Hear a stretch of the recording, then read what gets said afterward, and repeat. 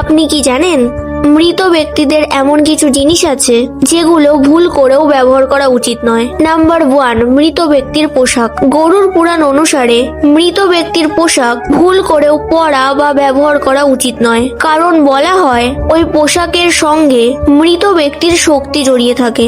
সেই পোশাক ব্যবহার করলে নাকি আপনাকে বারবার সেই মৃত ব্যক্তির কথা ভাবতে বাধ্য করবে।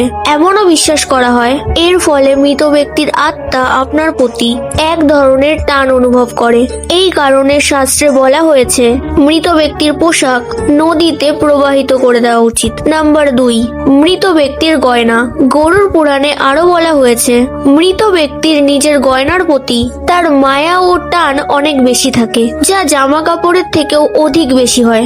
ওই কারণে মৃত ব্যক্তির গয়না সরাসরি ব্যবহার করা উচিত নয়। বিশ্বাস করা হয় এই গয়না ব্যবহার করলে মৃত ব্যক্তির আত্মা সহজে শান্তি পায় না। আর যদি ব্যবহার করতেই হয় তাহলে শাস্ত্র মতে সেই গয়না নতুন করে গলিয়ে নতুন রূপ দিয়ে ব্যবহার করা উচিত।